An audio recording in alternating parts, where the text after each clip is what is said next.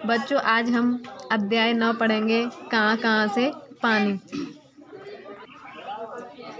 कक्षा 4 में आपने पढ़ा कि पानी का उपयोग कहाँ कहाँ होता है। अगर हमारे घर पर 3-4 दिन पानी नहीं मिले तो हम बहुत परेशान हो जाते हैं। हम पानी के बिना नहीं रह सकते हैं। पानी जीवन के लिए अति आवश्यक है। आपने नल, टंकी, हैंडपंप, ट्यूबवेल आदि देखे होंगे। कभी सोचा है कि इनमें पानी कहाँ से आता है? पहले कुएं, बावड़ी, तालाब, नदी, झील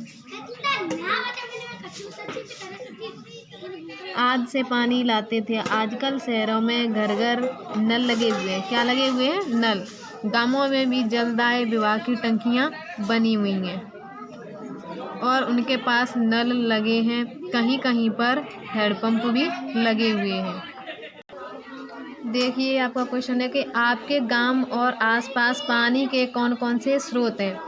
तो देखिए, हमारे गांव और आसपास में कुएं हैं, बावड़ी हैं, तालाब हैं, नदी हैं, झील, ट्यूबवेल और हैंडपंप आदि पानी के लिए स्रोत हैं।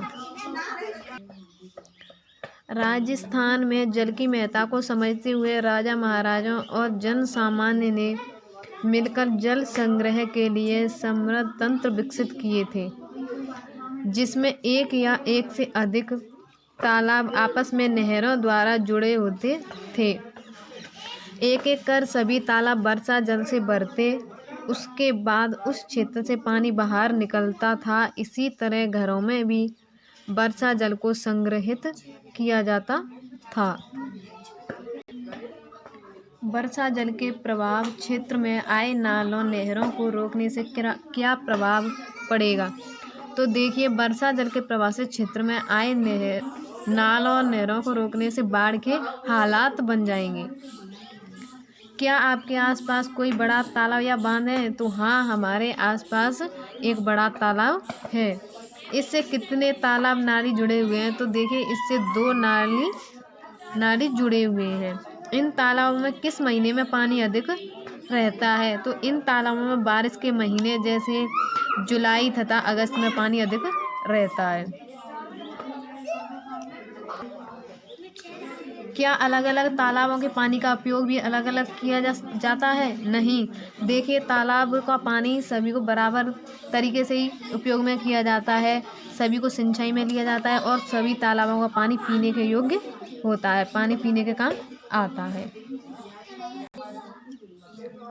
आजकल झीलों, तालाबों का पानी फिल्टर करके पाइपलाइनों से घरों तक पहुंचाया जाता है। पीने के पानी को शुद्ध करने के कई तरीके आपने भी देखे होंगे, जैसे कपड़े से छानना, उबालना। आजकल मशीनों से भी पानी को फिल्टर करते हैं। शुद्ध व स्वच्छ पानी पीने से अनेक बीमारियों से बचा जा सकता है।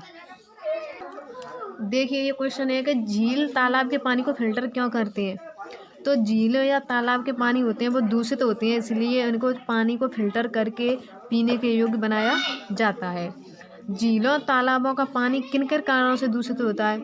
तो देखिए, झीलों और तालाबों के पानी में जैसे कि नहाते हैं, पशुओं को नहलाते हैं, उसमें कूड़ा करकट डाल देते हैं, मल मूत्र आदि के मिलने से पानी दूषित हो जाता है। आपके घर में जल का शुद्धिकरण किस प्रकार किया जाता है? तो हमारे घर में जल का शुद्धिकरण कपड़े से छानकर किया जाता है, उबाल कर तथा RO मशीन द्वारा किया जाता है। लंबे समय से कुएं, बावड़ियां राजस्थान में पेयजल और सिंचाई के स्रोत रहे हैं। विशेषकर बावड़ी में पानी तक पहुंचने के लिए चारों तरफ आकर्षक सीढ़ियां बनाई जाती हैं। क्या बनाई जाती हैं? सीढ़ियां। बावड़ियां जल स्रोत के साथ साथ लोगों की धार्मिक और सामाजिक जरूरत को पूरा करती हैं तथा प्राचीन कला को भी प्रदर्शित करती हैं। रामदेवरा की परचा बावड़ी, जालौर की खिन्नी बावड़ी, आवानेरी की चांद बावड़ी, ओसिया, भीनमाल, बूंदी, खेतड़ी, आमेर, नीमराणा आदि जगहों की बावड़ियां बहुत पुरानी हैं।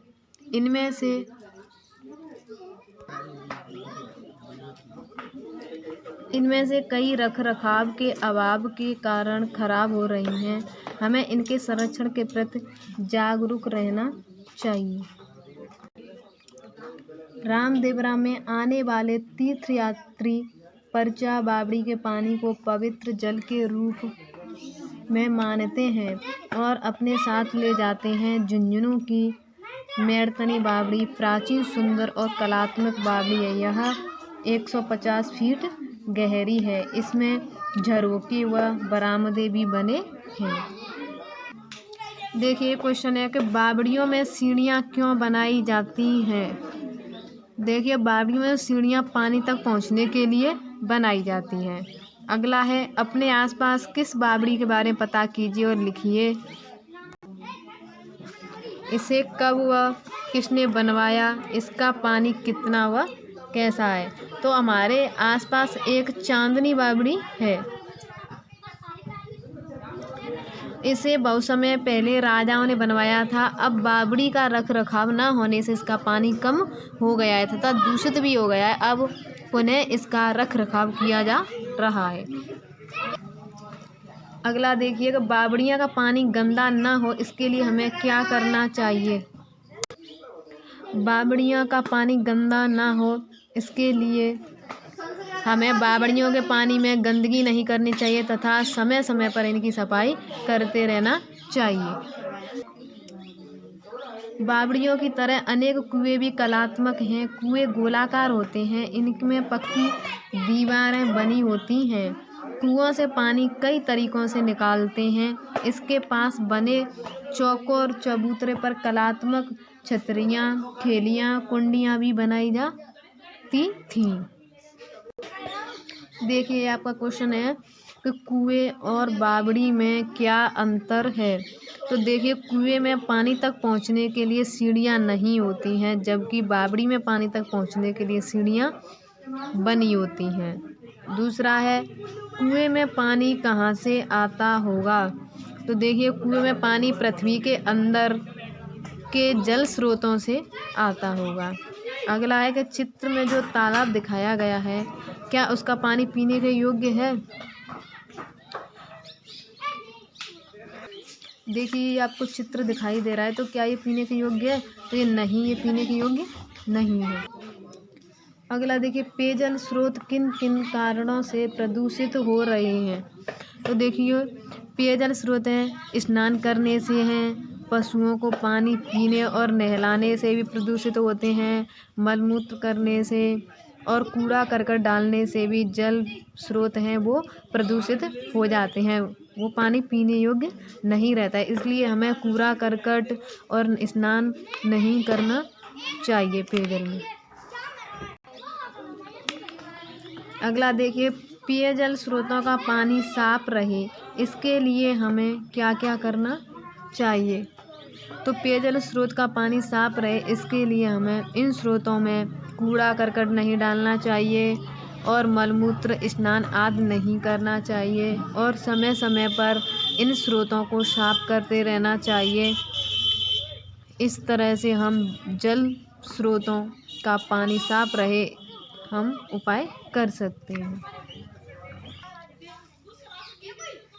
समय के साथ बढ़ती जनसंख्या के लिए पानी की आवश्यकता की पूर्ति हेतु नदियों पर बड़े बड़े बांध बनाए जाने लगे हैं। जैसे बांसवाड़ा में माही नदी पर और कोटा में चंबल नदी पर बांध बनाए गए। बांसवाड़ा में कौन सी नदी पर, माही नदी पर, और कोटा में चंबल नदी पर बांध बनाए गए हैं। ये विद्युत उत्पादन के साथ सिंचाई और पेयजल के स्रोत के रूप में काम आते हैं। बांध से बिजली बनने का तरीका आप उच्च कक्षाओं में जानेंगे।